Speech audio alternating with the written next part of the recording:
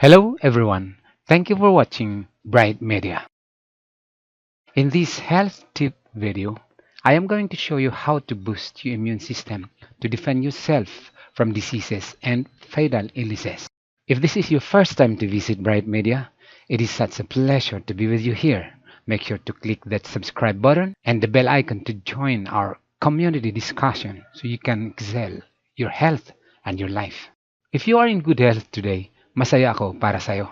Ganun pa man, panoorin mo ang video na ito dahil marami kang matututunan kung paano mo pa pasisiglahin palalo ang immune system ng katawan mo. I'm sure nakikita mo ito lagi sa palengke at sa kusina nyo. Ngunit, alam mo ba ang mga health benefits na binibigay nito sa iyong katawan? Kaya ituloy mo lang ang panonood sa video na ito. At ikukwento ko sa iyo ang kahalagahan nito sa buhay mo ngayon. Let's start now!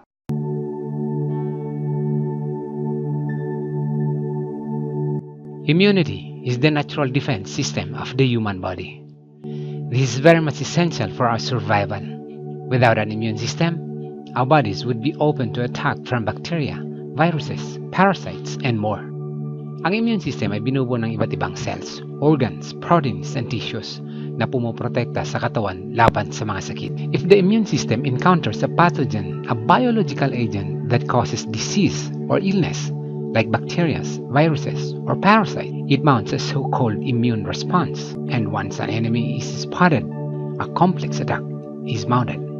Ito ay binubuo ng millions of cells, organs, and tissues na magkakasamang kumikilos para panatiling ligtas, malusog, at malayo sa anumang infection ang ating katawan. Kapag mahina ang resistensya, ang katawan ay madaling kapitan ng sakit na allergy, asthma, at influenza virus. White blood cells is the most important cells in the human system dahil nagpuproduce ito ng antibodies na lumalaban sa mga antigens na nakukuha sa kapaligiran. Maaari ding humina ang katawan dahil sa stress, paninigarilyo, pag-iinom ng alak at pagkain ng processed foods. Maaaring kulang pa ang mga nutrients na ating kinukonsumo sa araw-araw. Malaki ang naidudulot ng diet sa ating katawan. Base sa kasabihan, prevention is better than cure. Kaya para makaiwas sa mga sakit, kailangan mong isama sa diet mo ang bitter melon, bitter gourd o mas kilala sa atin na ampalaya. Dahil nagtataglay ito ng maraming substances and nutrients na nagbibigay ng lakas sa katawan laban sa mga sakit. Bitter gourd or ampalaya helped in maintaining blood sugar level. And how does this fruit or vegetable help to maintain blood sugar level? After eating, especially after meals, if you eat foods with carbohydrates, once the food is in the stomach, it breaks down into nutrients. At isa na dyan ang glucose, a single sugar molecule. It goes on to the small intestine and then to the bloodstream. In this process, the sugar level of the body rises. Ito ay idinidistribute sa buong katawan through the bloodstream. But not all of them is absorbed by some parts of the body. Beta cells of pancreas releases insulin to reduce the rising glucose. These sugar molecules travels in the blood to all body cells. Insulin ang kailangan para magamit at may distribute ito sa buong parte o sa ibang parte ng katawan, katulad ng liver, muscle, and some tissues like fat. Without insulin, glucose can't be absorbed by other parts of the body, kaya dumadami ang sugar sa dugo. Our body produces an insulin at galing yan sa pancreas.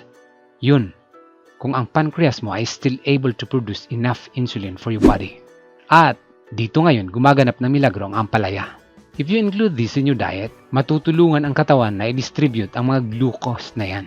Dahil meron itong tatlong active substances, ito ay ang charantin, vicin, at ang polypeptide, which has been confirmed to have a blood glucose lowering effect. Ampalaya is proven for diabetes remedy. The purpose of insulin is to lower blood sugar on a diabetic person. The cause of this is because the inability of cells to absorb sugar in the blood due to development of resistance towards insulin. Maaari ding mahina ang pancreas at di kayang mag-produce ng insulin or many a time due to insufficient insulin. This can also be effective in treating type 1 diabetes because it can help increase pancreatic insulin secretion. If pancreas fail to produce appropriate amount of insulin to prevent blood sugar spikes, then type 1 diabetes will occur. Bitter gourd contains polypeptide P, an insulin-like molecule that may help lower blood sugar levels in type 1 diabetics. Ang ampalaya ay makakatulong sa mga diabetiko Pero matutulungan ang isang diabetiko sa pamamagitan ng pag-inom ng juice ng bitter gourd or ampalaya every day. Dahil meron itong dalawang importanteng compound known as charotin and momordicin, both of which can play an important role in lowering blood sugar levels. At bukod pa dyan, ito ay makakatulong sa pagtunaw ng carbohydrate sa iyong katawan. Pinipigilan nito ang mga enzyme para mabawasan ang glucose na inilalabas sa dugo. So, sa ganitong paraan, may iwasan ang blood sugar level spikes after your meals. Another health benefit that bitter gourd or ampalaya give is it boosts body immune system. Ang mga antioxidant na meron ang ampalaya ay nagpapalakas sa katawan ng tao o ang human body immune system sa pamamagitan ng pag-atake sa mga unknown organism na pumapasok sa katawan ng tao. The innate immune system is the first to detect unknown organism that is not belong to the human body. Inaatake nila ito at pinupuksa agad. Vitamin C gives a big role in boosting immune system. Like other fruit and vegetable, bitter gourd contains a large amount of vitamin C. Its ampalaya or bitter gourd provides with 89 micrograms of folate, 22% of your recommended daily intake. It also contains 174% of the average daily requirement for vitamin C. And vitamin C is a powerful antioxidant that helps safeguard the body's cells from the dangerous free radicals na sanhi ng mga chronic diseases like cancer, diabetes, at iba pa. So you must include this in your diet. One more health benefits that ampalaya gives to our body is it lowers bad cholesterol levels. But high levels of cholesterol can increase the risk of heart disease. Kailangan ang cholesterol or fat upang mag-digest ng food, making of hormones and vitamins, and building cell walls. With high cholesterol, you can develop fatty deposits in your blood vessels. At ang mga fat deposit na yan ay namumuot sa mga arteries kaya hindi makadaloy ng maayos ang dugo at nagiging sanhi ito ng atake sa puso o stroke.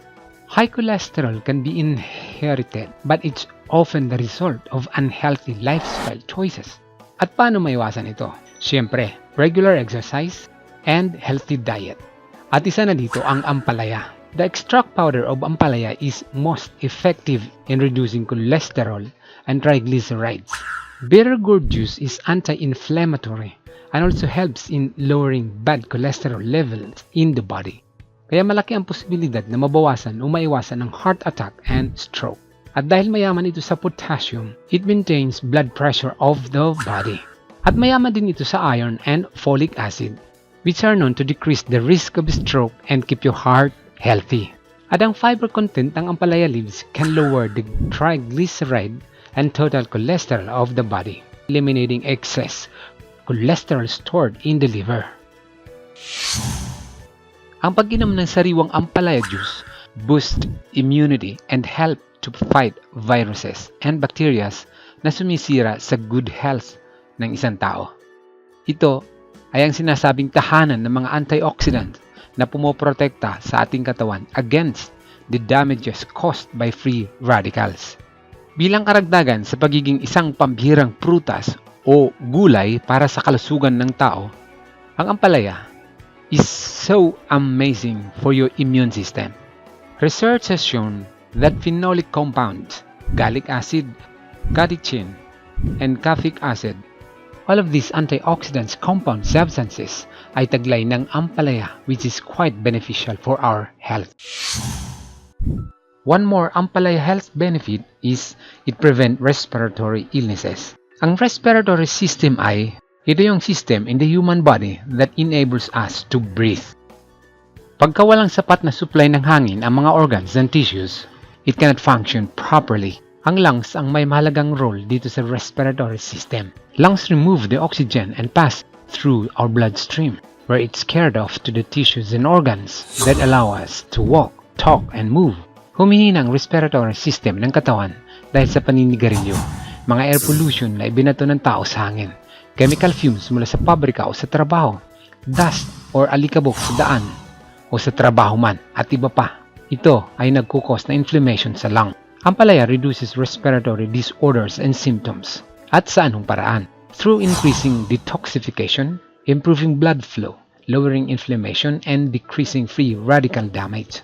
Ang ampalaya is capable of preventing common illnesses such as cough, cold, and flu. The fresh pod or isang buong ampalaya contains 174% of vitamin C, which are excellent remedy for curing respiratory problems, especially when taken with honey in the morning. It's a good remedy. Here's another health benefit that ampalaya has. It has an anti-aging property. Ampalaya is full of carotenoids, isang antioxidants na nakukuha sa mga plants and vegetables. At ang carotenoids na ito ay beta-carotene, which is converted to vitamin A. Beta-carotene is an antioxidant that protects cells from damage caused by substances called free radicals. At ang mga free radicals na ito ay ang sanhi ng mga chronic diseases o mga pangmayamang sakit. The presence of free radicals make ampalaya a great anti-aging agent. Ang ampalaya also contains a lot of vitamins, which is a powerful antioxidant. By fighting and eliminating the harmful free radicals, it helps to prevent wrinkles by slowing down the aging process. It also protects the skin from damage by sun ultraviolet rays.